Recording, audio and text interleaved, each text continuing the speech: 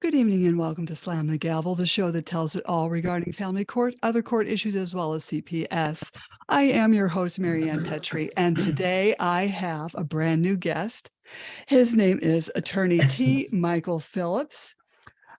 He's really going to have a lot to say as he has filed a case in the Supreme Court as a pro se litigant, as well as wanting to discuss how family courts wrongfully allow judges to convict parents on criminal statutes, despite the fact that the accused parents are never actually indicted on such criminal statutes, which means the judges lack legal authority, hence subject matter jurisdiction, to find and conclude that parents violate criminal statutes, which violate due process.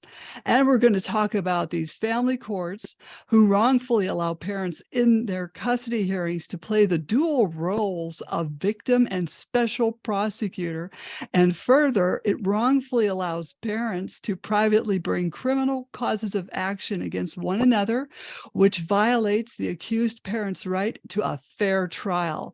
We're also going to talk about these family courts that wrongfully allow judges to try and convict parents on criminal statutes based on too low an evidentiary standard, which is the clear and convincing standard instead of the constitutional standard for criminal statutes, which is beyond a reasonable doubt, which is unconstitutional. And we're going to talk about how these family courts wrongfully allow judges to conclude that parents violate criminal statutes, despite the fact that parents have never actually been found guilty. No presumption of innocence, which is, again, unconstitutional. Family courts wrongfully allow judges to try and convict parents on criminal statutes with no trial by jury, which again is also unconstitutional. I totally welcome you to Slam the Gavel. Attorney Matt Phillips, how are you? I'm doing, I got to say, I'm doing terrific. I'm so impressed. I can see you've done your homework, and I'm so I'm very impressed. And I heard the words and I heard what you were saying. I thought, my gosh, this woman is totally dialed in. I realized it's my own words, and no, you really hit it right on the head. And I couldn't have asked for a better. If John Williams, the composer, had composed a fanfare, it wouldn't have been as good as your. Oh, so thank you. Thank you very much. Well, I'm glad you came on because we have a lot to learn from you, as I know there are parents that call me and talk to me every day with problems, and a lot of their problems is exactly what was just said.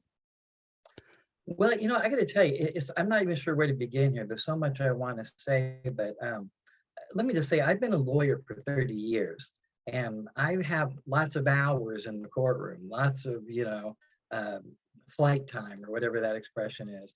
But when I was coming up, when I was in law school, even before that, the law was really two separate trains on two separate tracks. And what I mean by that is there's one train that's civil, and it has like civil cargo, and then there's a criminal train with a criminal cargo.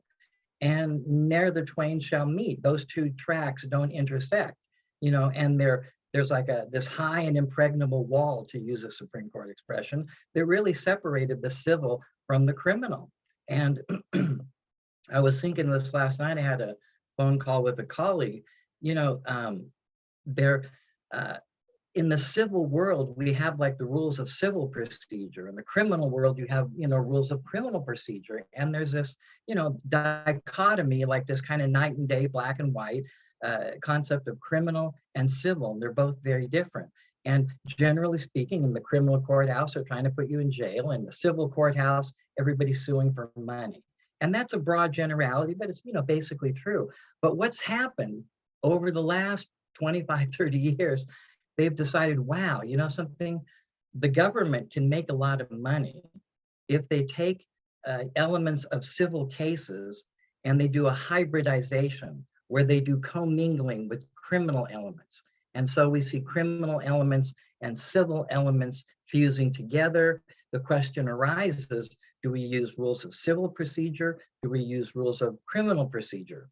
Do we employ the constitutional criminal safeguards and procedures at the Fourth Amendment, the right to, be free from search and seizure, the search warrant requirement under the Fifth Amendment, the Miranda warnings, the right to a presumption of innocence under the Sixth Amendment, the right to counsel, the right to trial. I could go on and on pontificating about the rights of the accused.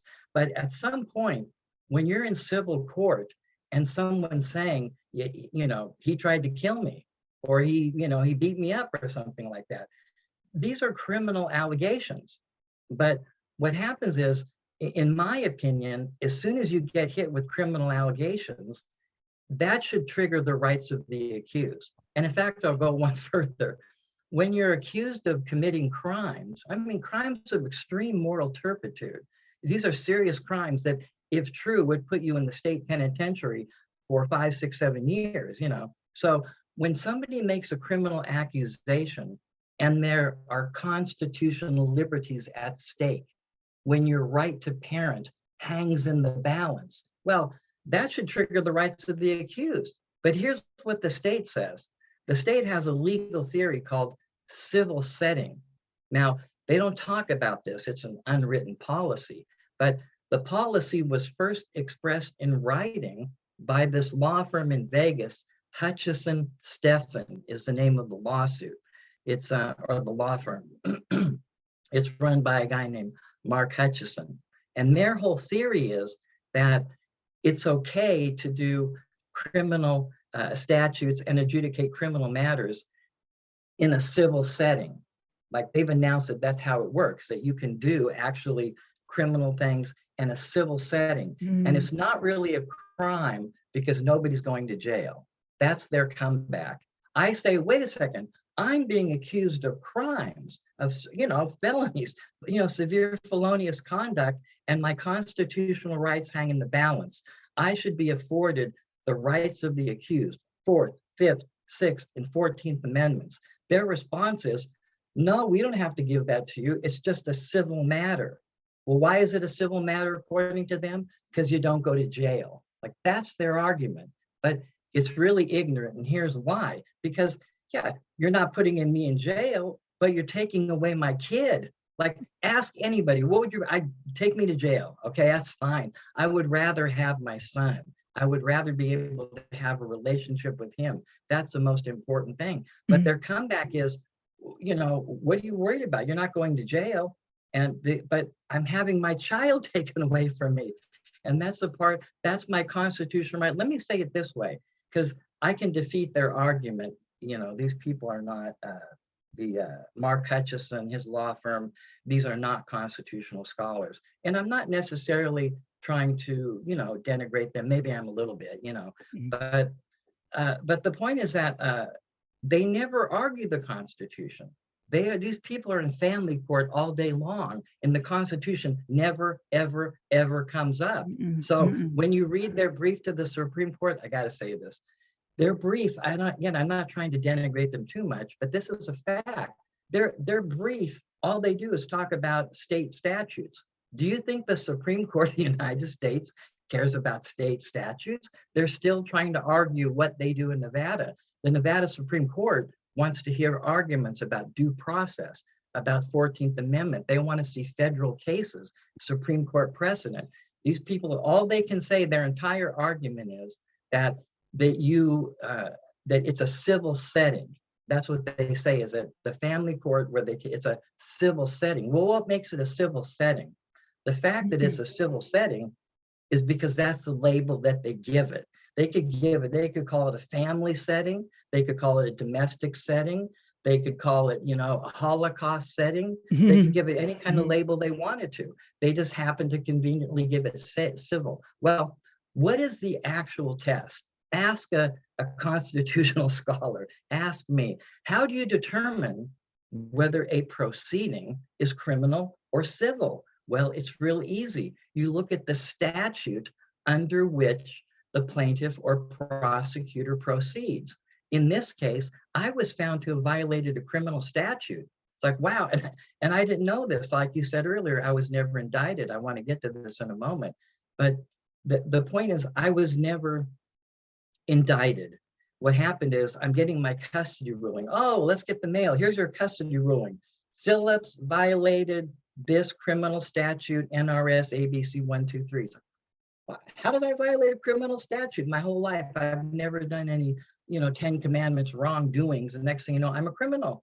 And my name appears in the Nevada criminal registry. Isn't that terrific? It's like, wait, how did I violate this crime? And you commit this crime. And then you realize that that what the judge did in the custody, or mind you, this isn't a domestic custody proceeding.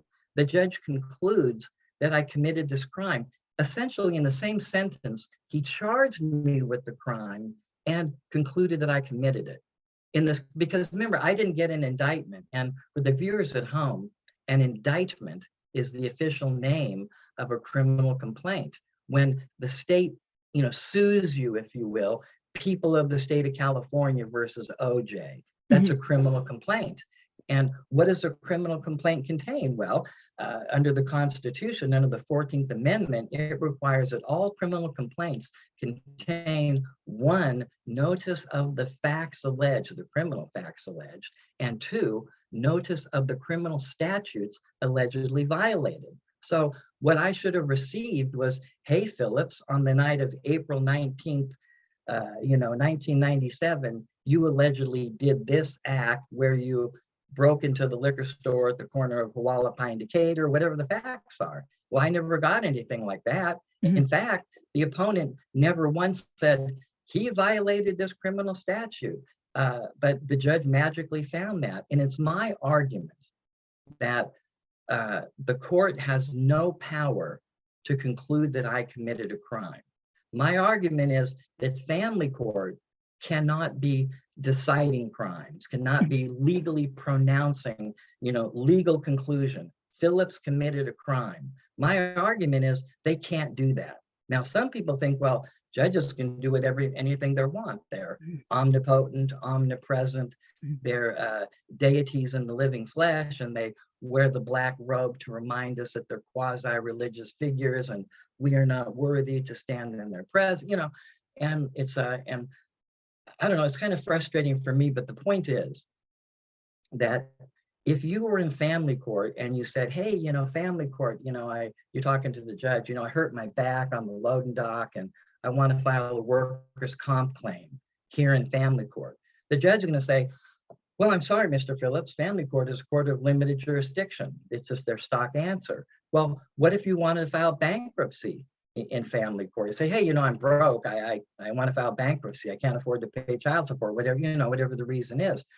The judge will tell you it's a court of limited jurisdiction. You can't file bankruptcy in a family court. What if you want to probate a will? My mom just died. I want to get some dough. Can I probate the will here in family court? No, they don't have subject matter jurisdiction to do that.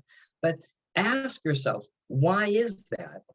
Is it because that the family court is, labeled F for family?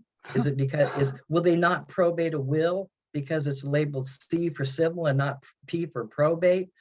There's a precise reason why the family court will not probate a will, because it just turns out they don't send those types of complaints or petitions. They don't send those to the family court.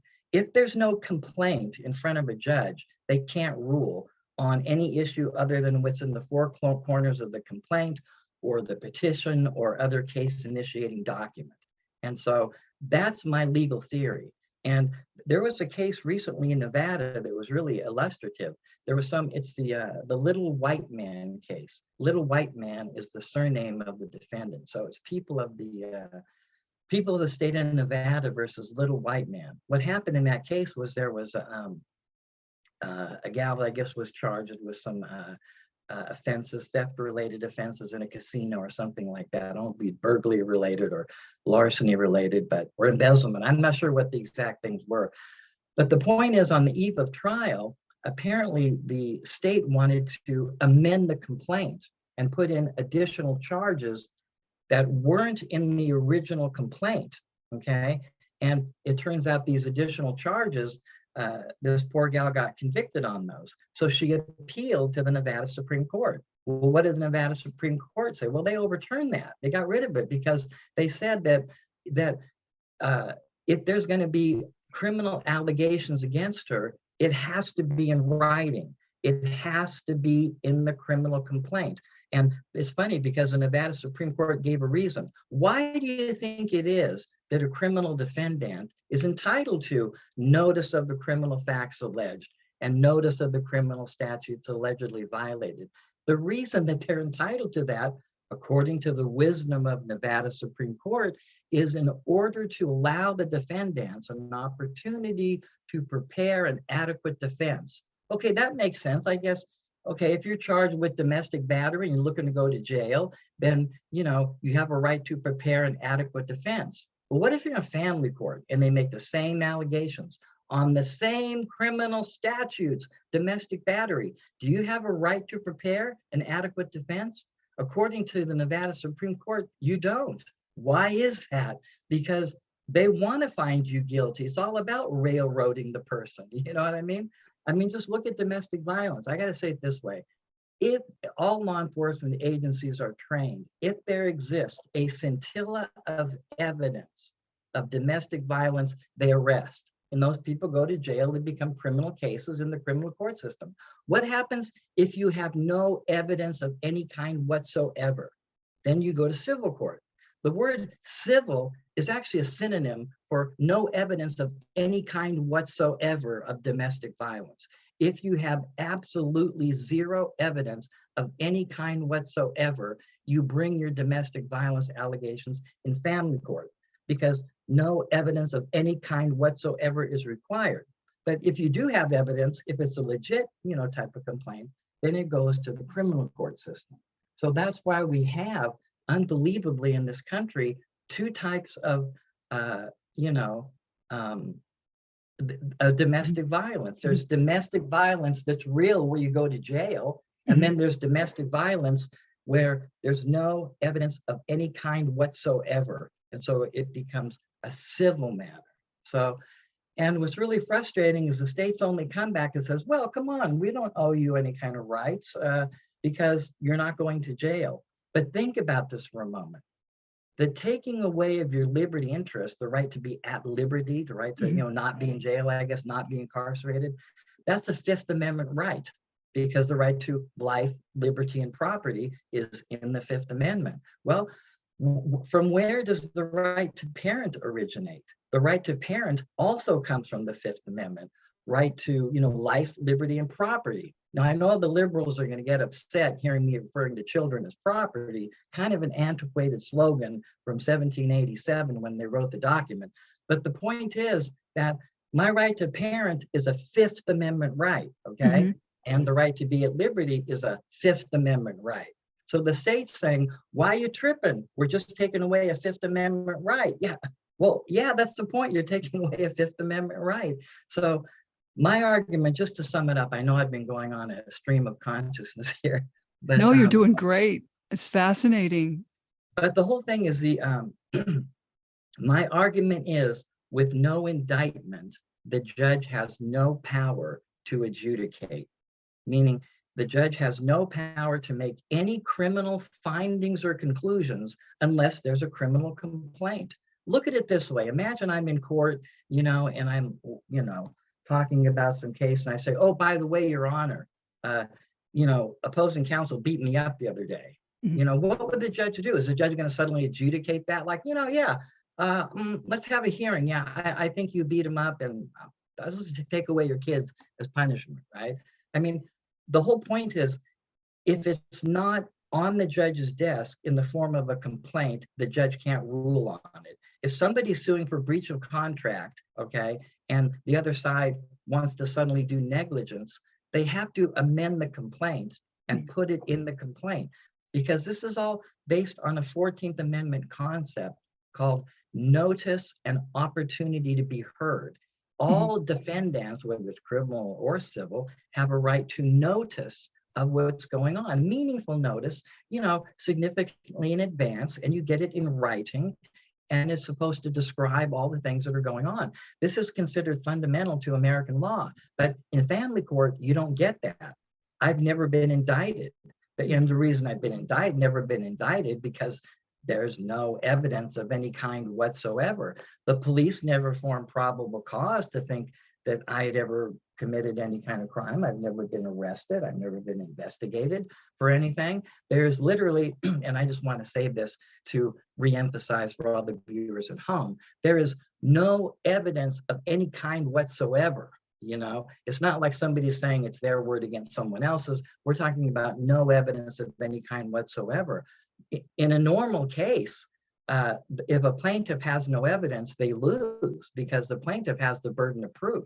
But what is the judge thinking? The judge is going, well, you know, I want to take her side, because the judge is thinking that if the judge rules for her, then it's going to create, someone's going to be a non-custodial parent. If there's a non-custodial parent, let's row the boat now. Here it comes. Here comes a big conclusion. Non-custodial parent means child support. And once the child support, now the Title 4D dollars start flowing. And now the state gets its 30 pieces of silver, and they scrape it right off your child's back. And they've ruined my relationship with my only son, just so they can make a few shekels. That's what the state's doing, because the state earns money for child support.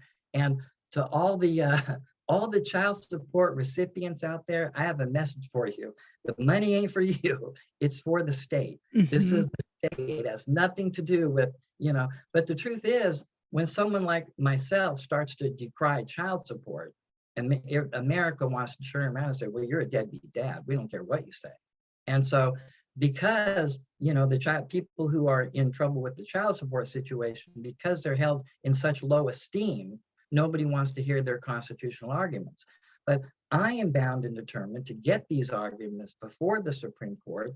I intend to be in Washington, D.C. and making these arguments, and by God, I intend to prevail. So that's my intro. So yeah, that's very frustrating. A lot of taxpayers do not know what this Title IV funding is. Title 4B, D, and E.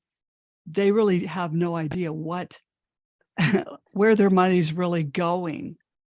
And this is $1 billion business that I wish did not exist. Well, I know it's $1 billion. I found out it's $1 billion interest because people who have stakes in the outcome, there are people, you know, local attorneys like in Las Vegas, like Jennifer Abrams, for example, and her boyfriend, Marshall Willick. These are local family court attorneys. They love it. According to them, it's fantastic. Next thing you know, Jennifer Abrams' employees, her paralegals are, you know, defaming me online. And so I'm now suing, you know, these people in the family court, these workaday world attorney, you know, people in the family court regarding defamation here. And it goes to show you that if you speak out against a moneyed interest, the moneyed interest will respond by defaming you. And I've seen this happen because I've been in litigation. I had stopped an agricultural gag. You're going to kick out of this one, actually. How much time do we have here? I'll try to be brief, but this was a number of years ago. I think about 2014. I had represented some animal rights activists, and they wanted to photograph this pig farm. But at the time, they passed these agricultural gag laws, or ag gag, if you will. And the purpose of the ag gag laws was to say you cannot photograph a farm. And these people were literally standing in the middle of I-15, which is a public, you know, highway. And so if you're lawfully standing somewhere and it's in plain view, so to speak, you can photograph anything you can see if you're lawfully standing there. Now, these people they got arrested anyway. Long story short, they wanted me to do a blurb about First Amendment and freedom of speech and freedom to photograph. And I put it on social media, and within 5 minutes, there was a swarm of people. Who is this guy, Phillips? He's an idiot. He's the dumbest lawyer in the world. Where did he get his law license? You know, Disneyland. Then they make like the, what do you call it? The GIF, I don't know what that stands for, a little movie. They take your face, right? Dun, dun, dun, dun, dun, dun, dun, Yeah. dun, dun, dun, like, isn't he an idiot? You know, I'm thinking like, I don't know any of these people. Like, I don't know any of them. Where did they come from? And then you realize, oh, I get it. So I'm going after the factory farm industry. They're the moneyed interest. They're going to dissuade those who speak out by defaming them online. Okay, I get it. All a bunch of fake accounts, right? Well, the next year, I think it was, I had sued Monsanto. We had the first consumer class action against Monsanto. I can prove that, their product, I still believe this, causes cancer. And I could prove it like in 90 words or less. I used to make this boast. Anyway, there's all these other subsequent lawsuits that I started this cascade anyways. But I remember doing a thing with Monsanto, and the same thing happened where out of nowhere, I would talk about, pesticides or a Roundup or some kind of scholarly article about glyphosate, which is the active ingredient in Roundup. And next thing you know, who is this guy Phillips? He's an idiot. Where did he get his law license? Disneyland? Dun, dun, dun, dun, dun, dun, dun. Oh, here we go again. And they're all a bunch of fake accounts. I don't know any of them. So then I think it was a year after that, I had sued I represented 8 families. We had sued the state of California to stop the vaccine mandate. And they had Senate Bill 277, I think it was around 2016 or so. But we sued to stop the mandate, and our argument was that the parents call the shots, so to speak. That it's the parents' right to decide, not the state's right to decide the medical self-determinism of a given child. So, anyways, so I'm online talking about the vaccines are unsafe or something like that, or explaining the laws behind the immunity for the vaccine manufacturer. So as soon as I put an article out there, anything about vaccines or talking about the lawsuit, within moments, there are people that are, this guy's an idiot, where to get his law license, a Disneyland, they're all about, okay. So cut to, it was crazy too, because there were people actually, how far it went? It went really crazy, because you can imagine the most powerful lobby on earth is probably the vaccine people. And they had people, vaccine lobbyists, who are filing restraining orders against me, like just to file restraining orders. I've never talked to these people. I've never met them. There's no dialogue. Obviously, it's phony, baloney stuff, but they would go file the restraining order. And you know how California judges are. Well, if there's a restraining order, they'll grant it. Doesn't matter what you put in. I'll never forget one. There was one restraining order where, you got to write what the facts, you can all write these things in by hand, right?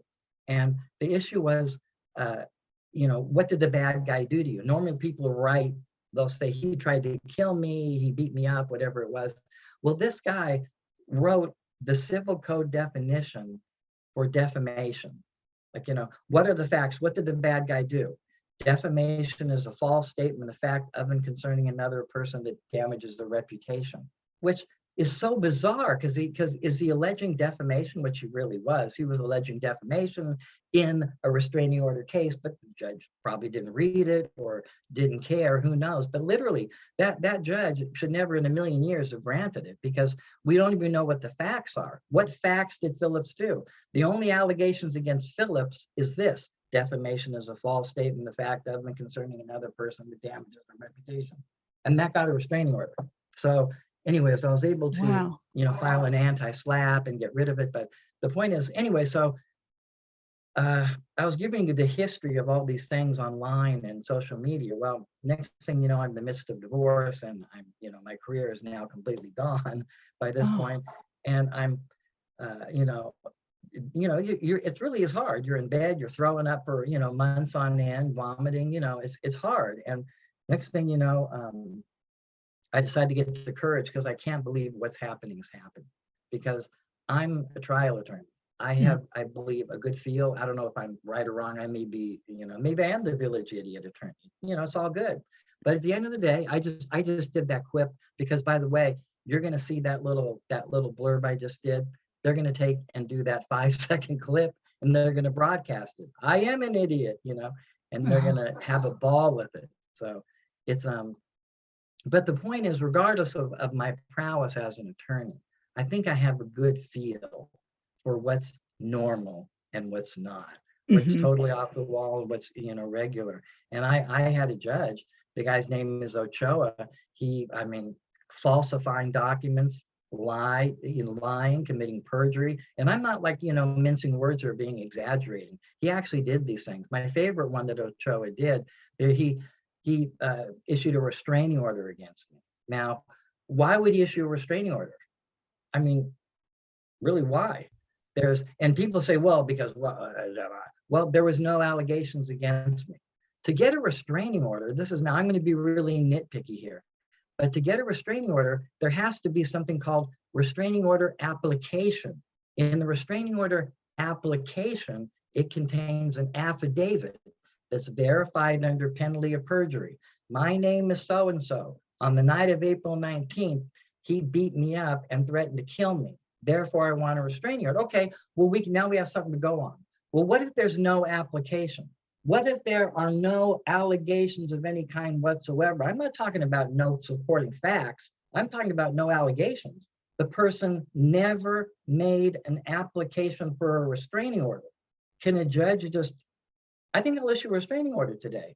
I don't think a judge can do that. And I have a legal argument, because what confers subject matter jurisdiction for judges to enter a restraining order? Subject matter jurisdiction is just a fancy Latin term that means authority. If a judge has authority, it means subject matter jurisdiction. Do judges have authority to issue restraining orders?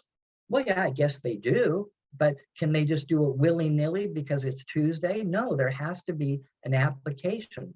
If there's no restraining order application, then ipso facto, there's no subject matter jurisdiction. There's no legal authority to enter that. Now, what's the consequence of a judge issuing an order with no subject matter jurisdiction? Well, there's a lot of consequences. The most immediate one is that any order issued by a judge that doesn't have subject matter jurisdiction, that order is void ab initio.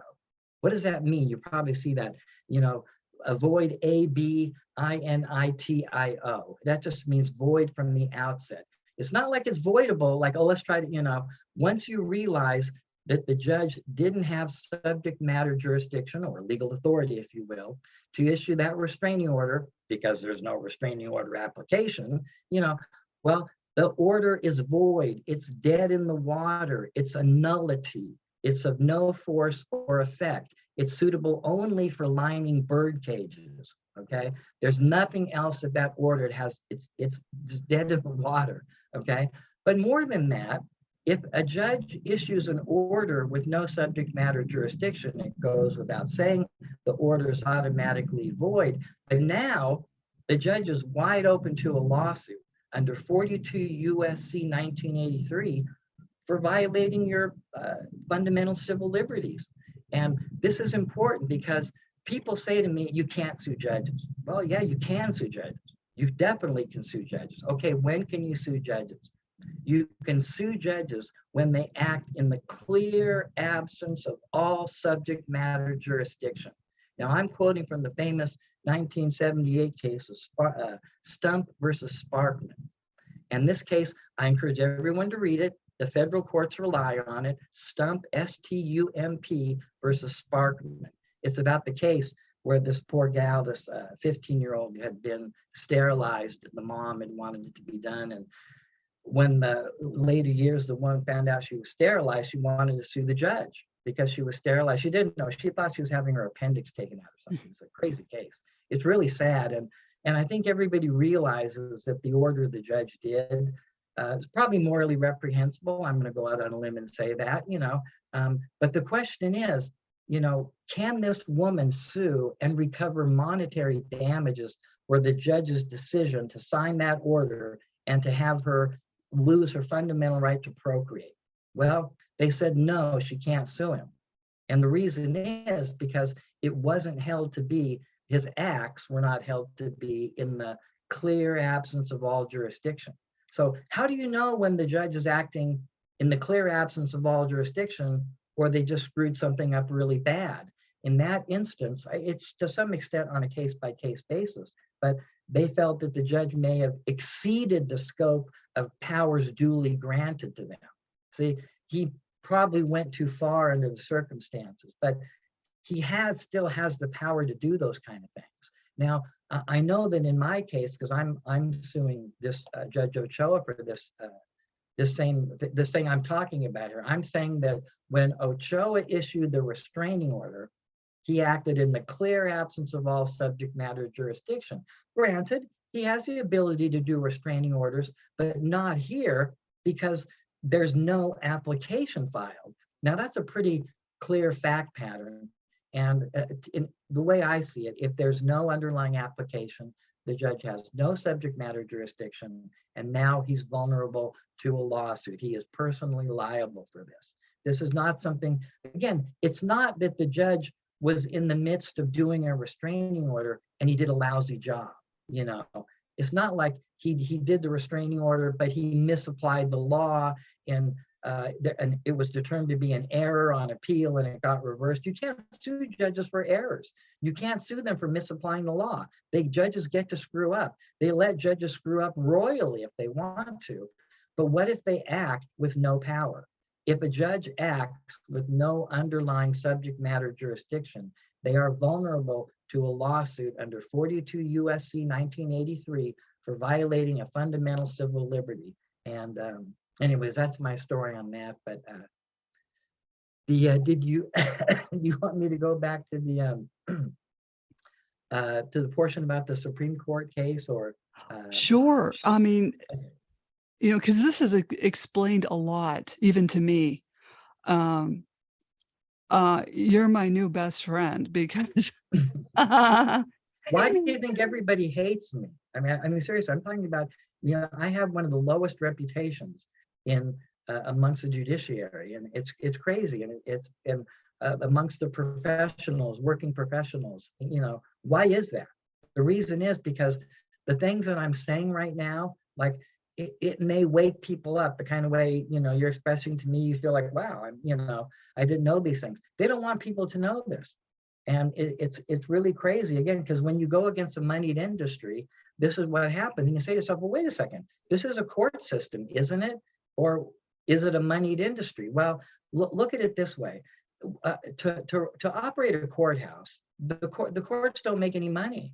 I mean, they don't. To keep a criminal courthouse open. Let's say some guy, I don't know, steals nachos at the 7-Eleven. Now you got to prosecute him. You got to pay for deputies to be there. You got to pay for clerks to be there. Mm-hmm. Someone's got to type up the minute order. The judge got to get his salary or her salary. You know, the point is there's a lot of money that go, and they don't make any money. But they came up with this idea in family court, like, wow, we can make a fortune. Everybody who puts on the show, from the judges to all the lawyers, and then the lawyers, they tithe generously back to the judges, and then the judges rule for those same lawyers. It's this vicious, you know, carbon cycle that's going on, you know, and then you have all the cottage industries, all the evaluators and the psychologists and the psychiatrists and the drug pushers and the head shrinkers all wanting to get their say in on it. And it just really becomes ugly. And then the state decides, wait a second, all we need to do is create a disparity in custody. Someone's got to pay child support, and we're going to get paid, you know. And some believe, remember, every judge who makes a custody ruling that's adverse and that order, you know, any kind of child support, that judge has a conflict of interest, because the judge, well, I mean, really, let's say you're a judge, right? You go, well, I have a choice. I can protect the constitutional right of this parent, or I can earn money from my employer and we can have pizza Friday and I can get a raise. So what is the judge going to think? This is the same kind of megalomaniac judge who's selling themselves online, hoping people will pay them, you know. And, you know, I am just inherently, you know, suspicious of all types of, you know, people who run for office anyway, you know. And what happens is you get these people that become judges, and in my opinion, they're just not fit. They're not mentally awake or morally straight. I'm quoting the Boy Scout creed here. They're just not of sufficient moral fiber. Well, and they also need to be drug tested on a routine basis. And they should have psych evaluations. That too. I'm telling you, even the lawyers, I'm telling you, everybody in the family court system, this is what I've noticed. They take away children so lightly. I think if your average Mr. and Mrs. Joe six-pack knew how lightly they took away custody, you know, because I've had the experience. I talk to family members. You say, yeah, well, the judge, issued an order, blah, blah, blah, and I can't see my kid, I lost custody. They look at you like, wow, he must have done some gangster shit, because that's what people think. And you say, well, no, I haven't actually done anything, and I think also we need to start as a society. I think we need to start more closely scrutinizing the motives of those people who call for sole and exclusive custody, because you're going to have people that go through divorce and they hate each other, and that's fine. You can hate, or you just don't want to talk to them. That's fine, okay? But I've always been an advocate of 50-50. I've never advocated anything other than 50-50.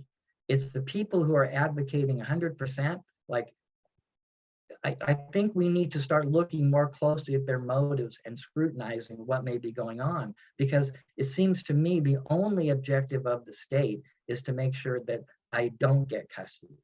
They don't really want to say really what's in the best interest of the children. All we know, when they say the best interest of the children, this is one reason. My judge, this guy Ochoa, he doesn't even know my son's name. It was obvious. And I don't think he even knew the first name of my opponent in the case. They just don't get just another, but they know my name because I've sued him in federal court, and I think also that I feel totally discriminated against all the time, because I have to be public enemy number one. I am adversarial. I've sued now or representing again around 10, I think, or more judges. I am adversarial, either suing them or representing someone else who's adversarial with judges. I don't know any attorneys who will sue a judge. No attorney will ever sue a judge. They just won't. And they say, I don't want to commit career suicide. Well, I don't have a career left anyway. I guess I'm Heisenberg. It doesn't matter, right? So, but the point is, when you sue as many judges as I have, they're all going to hate you, and they're all going to close ranks, and they're all going to treat you differently. And I can prove it, and I'm going to prove it, because it goes on and on and on. And what I was saying about these judges is, I think that they're just low moral character. And I think these megalomaniacs, vote for me, give me money. I think that politicians, and they're politicians, don't kid yourself. And America hates politicians, and now we're putting these politicians in black robes. That's scary to me, And the problem is, we've created a society that gives them more and more and more power, and then they use more discretion and more discretion and more discretion. I can't tell you how many judges I see, using the word discretion, and discretion should never come up. I don't think judges even know what the word means, because there's black letter law, and believe me, they got micro paragraphs from here to Christmas, on and on. Every aspect of life or divorce is covered in some tiny paragraph. And why would a judge ever need discretion? Discretion is for when there's no black letter law on point, and the judge kind of needs to fill in the gap. And it's kind of maybe a stopgap measure, but you're going to try to preserve the status quo, whatever it is. I can see a judge exercising discretion. But they're making material decisions, and the material affect the parties based on what really amounts to nothing more than an arbitrary and capricious whim. And I didn't want to turn this into because I'm very anti-judiciary. But I wanted to talk about my case, and I didn't want to bore the viewers at home. But the second point I wanted to make in the case, I think that's so wrong about family court and the whole system. Again, my experience is the domestic violence. Again, not the domestic violence where you go to jail because there's evidence. I'm talking about the domestic violence where there's no evidence of any kind whatsoever, which is a synonym for civil, And of course, those cases always, well, anyways, the problem with the family court is that they allow the victim to play the dual role of prosecutor. What I mean by that is that they let the woman, in my case, I was married to a female, bring the charges, and they're playing the dual, and they're the victim at the same time. That's called vigilante justice. We used to have laws in America where a person could sue under a criminal statute. You could sue to put someone in jail. We used to have that. They got rid of vigilante justice. Why? Because we have a 14th Amendment. At least since 1868, there's been a 14th Amendment. And that defeats the right to a fair trial. Vigilante justice is inconsistent with the 14th Amendment traditional notions of fundamental fairness in the course and scope of a trial. So that's my argument. If someone's going to bring criminal allegations, that's the job of the prosecutorial agency. The district attorney is the one who brings the charges. And they don't bring it in their own name, they bring it in the name of the people. Criminal allegations are like people of the state of California versus OJ. It isn't like one private party versus the other. That's vigilantism. The 14th Amendment prevents that. And so I'm trying to strike down my custody order, violative of the 14th Amendment, based on that notion. Secondarily, this is another problem, shows you how they want to criminalize everybody. They lower the standard of proof. Now, I was found to have committed a crime by clear and convincing evidence. And you're probably thinking, wait a second, I watch Hollywood movies. We all see, it's beyond a reasonable doubt. Everybody in America knows what the standard is. In order to be found guilty, the jury has to pronounce guilt beyond a reasonable doubt. Everyone understands that standard. You can't be said to have committed a crime unless the fact finder is like 99% certain, 99% certainty. Beyond a reasonable doubt and to a moral certainty is what they used to say if you watch the old movies. But my point is that that's the standard. Well, wait a second. I was found to have violated a criminal statute on a lower standard of evidence. Well, how did that happen? Well, they're doing that because they want to ensure the conviction, because they want to create a non-custodial parent, because they want to institute child support, because they're salivating for those Title 4D dollars. This is the most corrupt thing. Yeah, exactly. They're willing to, again, to sacrifice my relationship with my only son so they can make some money. And if America knew what was happening, this is a silent epidemic. I've been practicing law for how many years? And I've actually done some family law cases. I've defended restraining orders, and I didn't know actually what went on. They mean it to be, it's intended to be a silent epidemic. And a big secret. But anyway, let me say this here again, with the evidentiary standards, I think this is so important because, not only was I found to be guilty by the wrong evidentiary standard, but I was never accorded the presumption of innocence. And this is important because we all hear about the presumption of innocence. And this, I got to say, it breaks my heart because I'm on the Facebook, right? And I see people all the time, some young guy, am I supposed to be presumed innocent? What about guilt beyond a reasonable doubt? And they're completely befuddled. There was a time when the judiciary used to worry about the reputation it had for integrity. The judiciary has like zero concern. Because I see people that are bewildered. They don't understand it. They really don't understand why. And the reason why is because the reason why they're doing what they're doing, and this guy doesn't know what's going on, is they are robbing people, they are criminalizing them, and they don't want you to understand the process. They are robbing people of their constitutional rights so they can make money. That's the only thing that's happening. But how does a judge explain that? The judge is in on it. And so are all the attorneys, because not one attorney will speak out against this. Again, I got nothing left to lose. I'm Heisenberg, so I'm going to speak out. I don't care anymore. You've already taken my son away from me. What do you expect me to do at this point?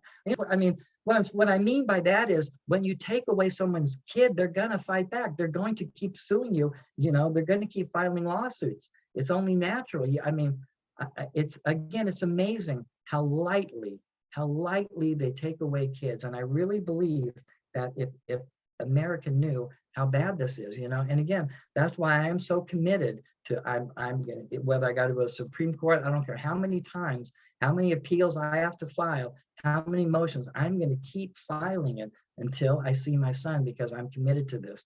And again, I'm so disgusted by what goes on because everything is rigged to get the conviction. Think about it. They remove the indictment requirement. You never give a notice of what you did, okay? They let your ex play the role of prosecutor. That way they save money. They don't have to get the prosecutor involved, right? Then they lower the evidentiary standard to make sure they're going to get the conviction.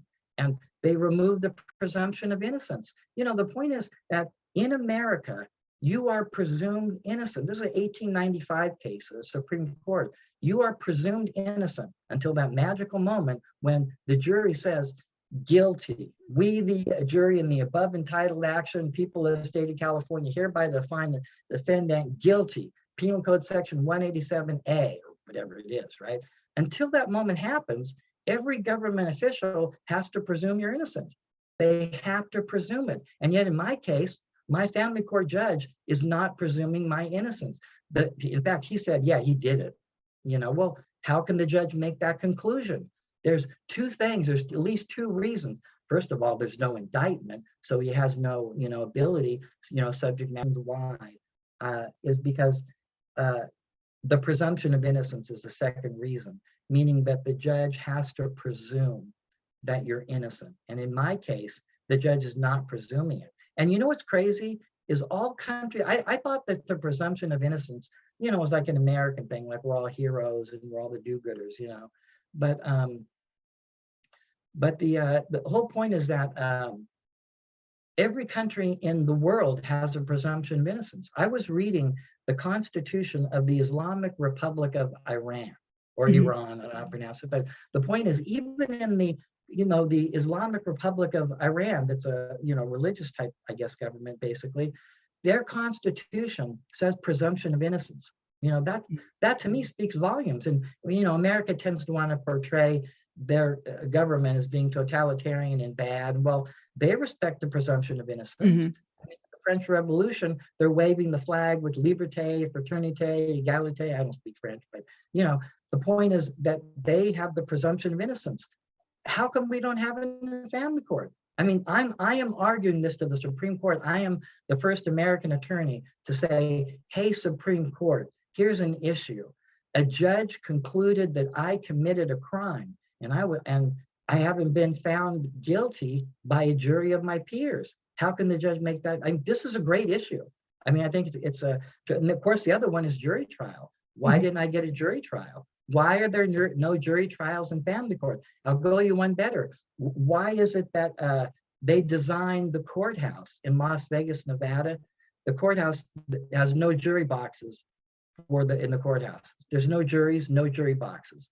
They have no intention. So to check it out, I was found to have committed a crime, okay, in a closed proceeding, because they closed, it's a secret proceeding. I was found to have committed a crime. There's no indictment. There's no presumption of innocence by one solitary government official. And that person completely ruined my life. No checks, no balances of any kind on his arbitrary and capricious whim, just so he can make money for his employer. And this is, I'm looking at the timer here. It's okay, you're fine. No, you're fine. The thing I wanted to stress, and the message I want to stress to America, is first of all, the message I want to stress to all my opponents, whether it's, everybody, because I'm suing lots of people, is I intend to keep doing this. I think that they believe they can intimidate me and, all the things that they do, but the point is that I'm going to keep suing until I see my son. And so that's what I want America to know. I think everybody should fight this hard. People ask me, how do you take down the system? I think there is a way to do it. I don't know if it's possible or not, but I believe if everybody did like me, the system would capsize. If everybody sued their judge, if everybody sued their opponent in the family court, if everybody sued the opponent's attorney, okay, if everybody and kept suing them, if I were like a family court attorney and I knew every gig I did would result in a lawsuit, I wouldn't do it no more. But the point is, can every single litigant in the family court, have the resources to do this? I mean, I'm committed to doing it. I have the resources to do it, and it's important to me. And if I didn't have the resources, I would somehow find a way to do it, because I'm bound and determined to see my son. And I want to say this too. I believe I'm setting an example for him. I'm being a good father right now, because one thing I want to teach my son is the same thing I heard from Billy Joel. He said, don't take no crap from nobody. And so I want to teach him that, how to stand up for yourself, to stand up what's right, and to oppose injustice at every turn. And there's a lot of injustice to be on. I feel like I'm preaching here a little bit, but that's okay. But my five, just to give you the recap, and maybe we can do a a short video, what do you call it, a bumper or a trailer based on Oh the yeah, next. we're going to do another podcast, so don't worry about it. I'm going to have you Okay. back. We're going to Well, do another thank you. one. Thank you. I hope I wasn't too, obnoxious, but here's the point. The what I think is unlawful, and here's the summary of my Supreme Court arguments, is that number one, that that they have, in order for a judge to conclude that you violate a criminal statute, there has to be an underlying criminal complaint or indictment.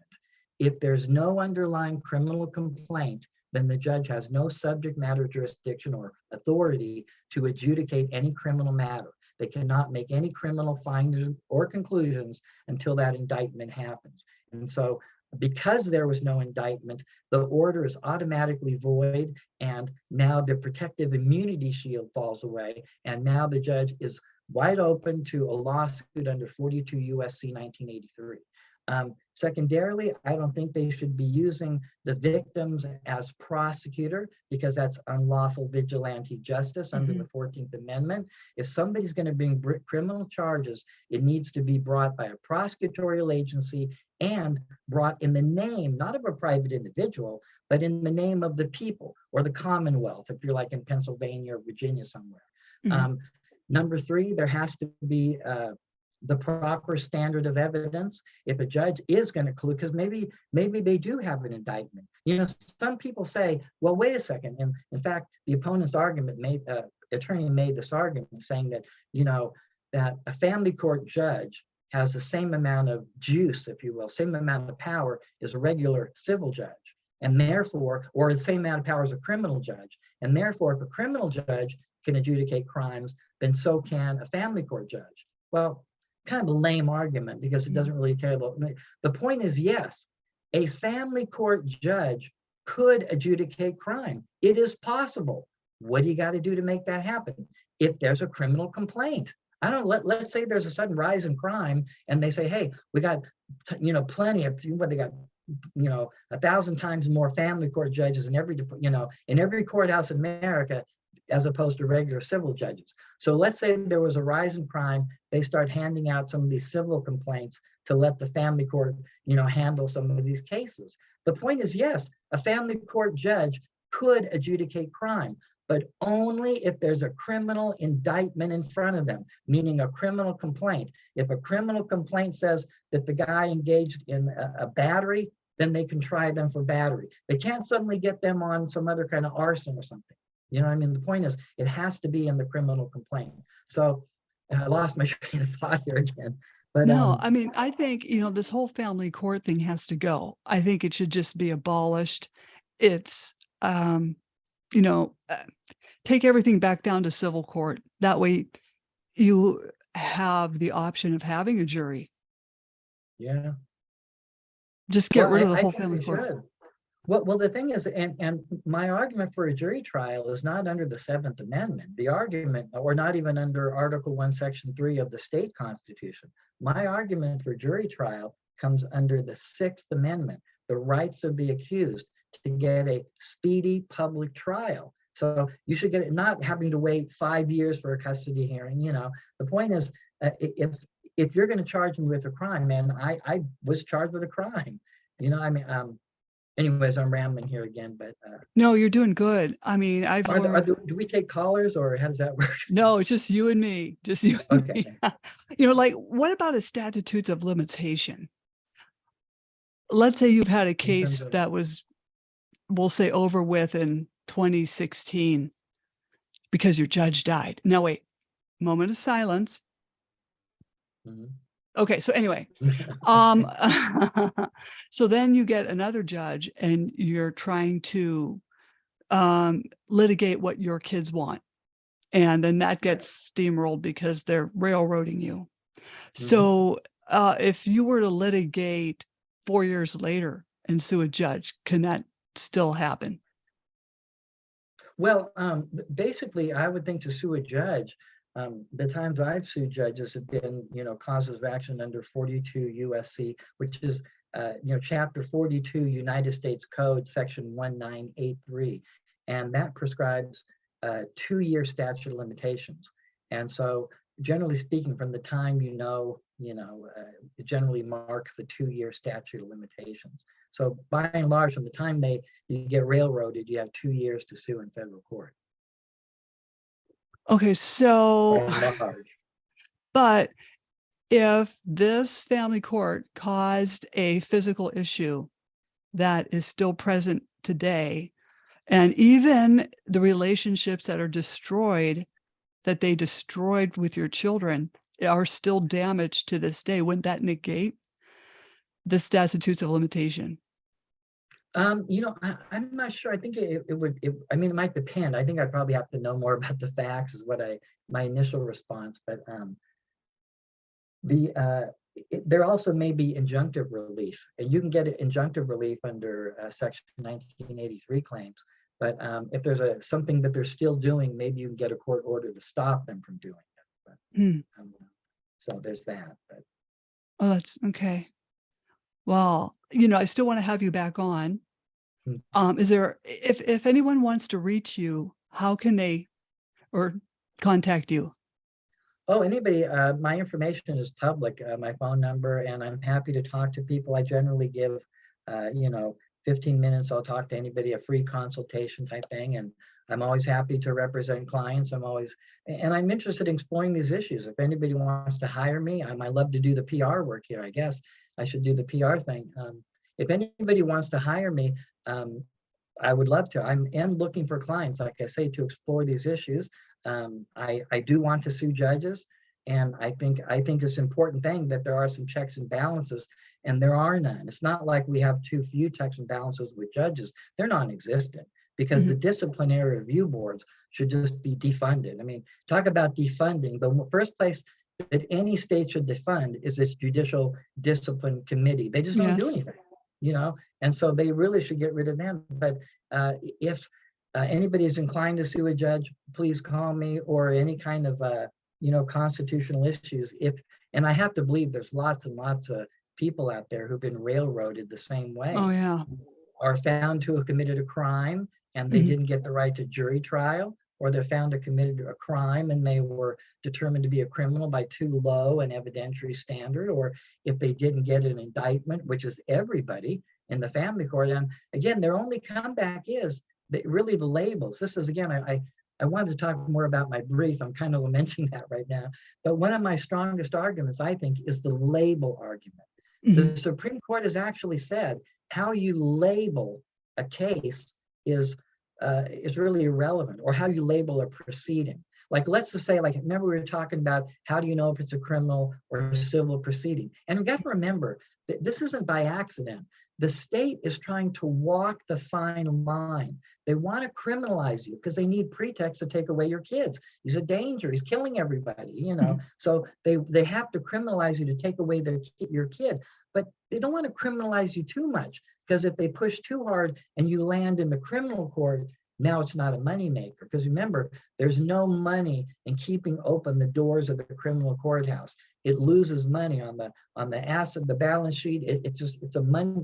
They don't want it. So they want to keep you in the money court, the civil court, but they want to criminalize you. So everything they do is about how far they can criminalize you.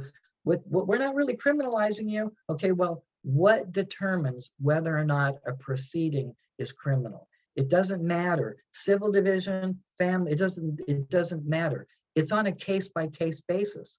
What is the governing law under which you're being prosecuted or sued? Are you being sued under a defamation statute? Are you being sued under a false advertising statute? Like, that controls, everything that's going on here.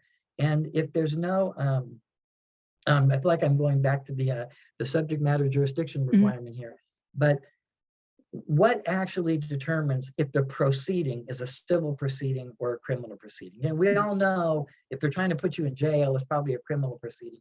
But again, the actual test is the statute under which you're being prosecuted or sued. Now, I was found to have violated a criminal statute. Why am I saying it's a criminal statute? You can actually tell which statutes are criminal, because there's a new word for you to learn here, the scienter requirement. Scienter. Scienter means the same thing as mens rea or specific intent. This is what it means. In every crime, the prosecutor has to prove that the guy or the gal intended to do it. They have to show what's called specific intent. That's an element in every crime. That doesn't exist in the civil arena or in statutes that are, that are civil. So what makes a proceeding criminal or civil depends on the statute that's that's adjudicated in the case. Now, in my case, the underlying statute is criminal because it contains an intent requirement, saying the statute is called coercion. If somebody intentionally beats somebody up or kills them to make them do something or refrain, but the word intentionally appears there. So because it has the intent requirement, it's definitely a criminal statute. Because it's a criminal statute, that triggers the rights of the accused. Fourth Amendment, Fifth Amendment, Sixth Amendment, 14th Amendment.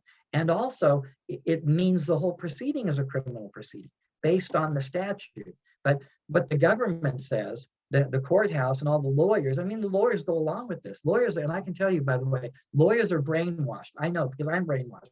I had to have non-lawyers, pro se's, literally shake me and wake me up to see what was going on because lawyers don't see this. If you would have asked me 10 years ago, I would have said, well, family court is civil and, but it's not civil once they start accusing you of crimes. I was accused of a crime, and not just in a colloquial sense. I was accused of a crime, and the particular punishment was taking away my constitutional liberties.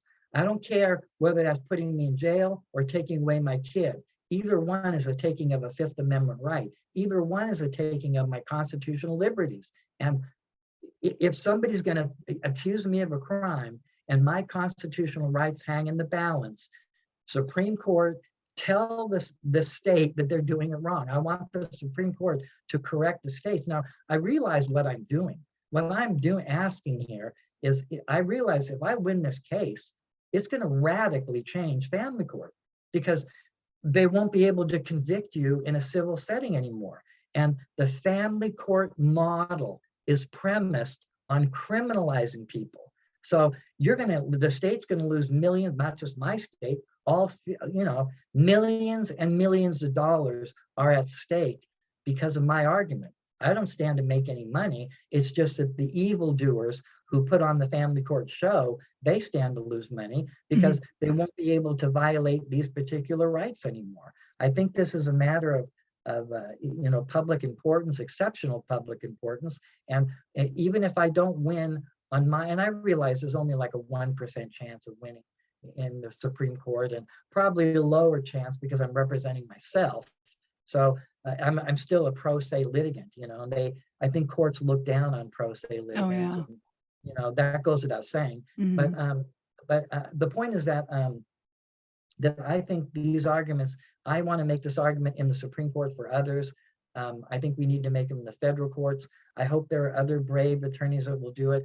There is one attorney out here locally who I saw, declaring that the fact that they in the state they conclude that you commit domestic violence, again based on this lower evidentiary standard.